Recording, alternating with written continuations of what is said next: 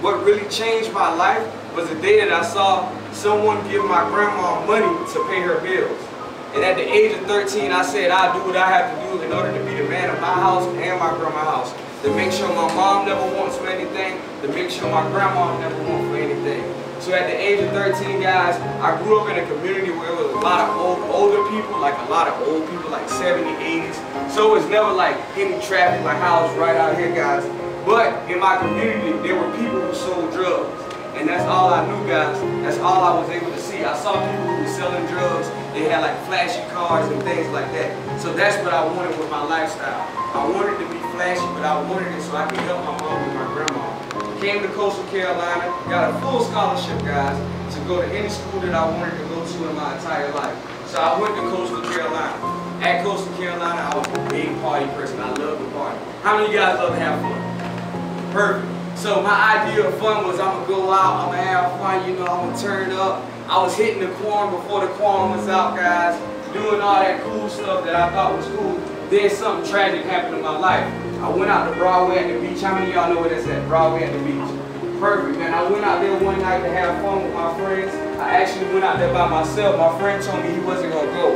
I went out there that night, and when I went up there that night, guys, the next time that I woke up was 3 days later. I was in a coma for 3 days. I got attacked while I was at Broadway at the beach. So guys, I got jumped, I got hit in my head with a crowbar. I was on life support. If any of you guys know what life support is, it's basically a machine is the only thing that's keeping you breathing.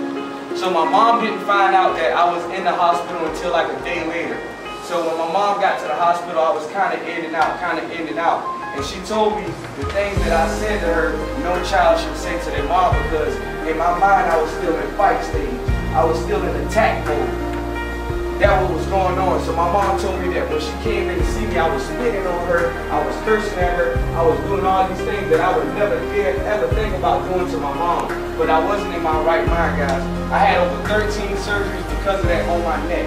Like there's an inch of my neck missing, guys, and I have a scar right here. Had surgery on my eye, got a scar right up under my eye to always remind me of the things that I never want to go back to, the lifestyle that I never want to have. And because of that, guys, I felt as though I was like, well, my mom and my grandma will never go through this again. So I started doing the best thing that I know how to do. I always started drug using. In my neighborhood, they had weapons, so I was like, well, I'm going to have me a weapon. And guys, right around the corner, I had a police officer walk up to me. He was undercover. And said, yeah, man, I know you, man, I'm familiar with you, a couple of your friends. I know you got this, yada, yada, yada. And at that time, I wanted to be a drug dealer, so I sold them drugs. And at that moment, as soon as the drugs left my hand, guys, he locked me up. And that was my first time and my last time in jail. And I had a weapon on me. So I went to jail. I was behind bars for just 16 hours. But those 16 hours will forever change my life. Because when you're behind those bars and you're calling people and nobody's able to pick up, first of all, because it's a collect call, who want to spend money to hear somebody talk to them? It's a collect call and nobody was picking up for me. I was alone, guys. I was by myself. That was the first time in my life where I ever felt alone, where I ever felt as though I didn't know what to do. I didn't have nobody to contact. Nobody was showing up for me. So right then and there, guys, I made a decision to change my life for the better. So with Coastal Carolina, guys, I got kicked out of Coastal Carolina. I had a full scholarship. Got kicked out of school, man. Can you imagine being kicked out of school and you really like school? That's where all your friends at. And now I'm like, wow, maybe I'm going to lose the scholarship that I have, the only thing that's paying for me to go to school, guys. Fortunately, dog, God was good to me, and I ended up at Howard University. That school forever changed my life. At that school, I was able to learn more about myself and the things that I really wanted out of life. I was able to come up with the idea about the word easy and the word work. Because everything I went through at Coastal Carolina prepared me for Howard. Being jumped down here prepared me for Howard. Because in the streets of DC, it's a whole other ballgame when you walk in the streets. See, we're down here in Myrtle Beach, we hard, but when you get in a different neighborhood, it's like that.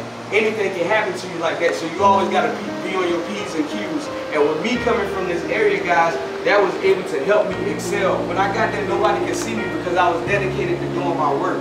I was dedicated to making sure I got to class on time, getting up for class, going to school, doing what I had to do. And I came out on top. I was there with people who came from family with money. They had nice cars, things that I always dreamed about, things that I saw. They had all that. But what they didn't have was the drive that I have. They didn't have that heart of somebody from the same town like y'all who grew up in this neighborhood. They didn't have that drive like you guys got. So that helped me become who I am today. And with that being said, guys, that's why I talk about reaching high. Because no matter what you go through in life, it's always a better opportunity for you to reach high. And even when you're reaching high, you still can reach higher. No matter what you're going through, no matter what your situation may be, there's always a better opportunity on the other side of that. And the reason why I told you guys to give me 2 claps and a Ric Flair is because the same energy that you use to turn up or to party the music is the same energy that you can put towards your life and, you know, doing your schoolwork, making sure if you got to clean up, clean up. If you got to do something to help your parents out, do it. Sometimes you got to jump off the porch early like I did, but don't jump off the porch and do the same thing I did. You guys got to learn. You can learn from my experience. That's how you become successful. You learn from other people's mistakes, and then you get ahead in life. So that's what I did. I had to learn from my own mistakes and some of my friend mistakes as well, guys. With that being said, I just want to thank you guys for the opportunity to come and speak to you guys. Any questions or anything just about life, school, whatever you're going through, feel free, guys. I know for me, what really changed my life was the fact that when I said I was in a single parent home, the only man that I ever had in my life was my mom's boyfriend, and he was married to somebody else, so he was living a double life. So that was the only influence that I ever had in my life.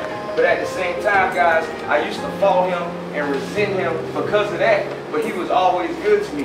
He taught me what a man should be, and from him, I learned the things that I should never do. So that's why to my ladies, I always treat them like queens, whether I know them or not. To my men, I always treat them like king, whether I know them or not, because that's who we are, no matter what we go through. That's why I said give me 2 claps and a Ric Flair. So no matter what you go through, guys, reach high. Any questions, anything like that, comments, concern, anything you guys just want to talk about, feel free to ask.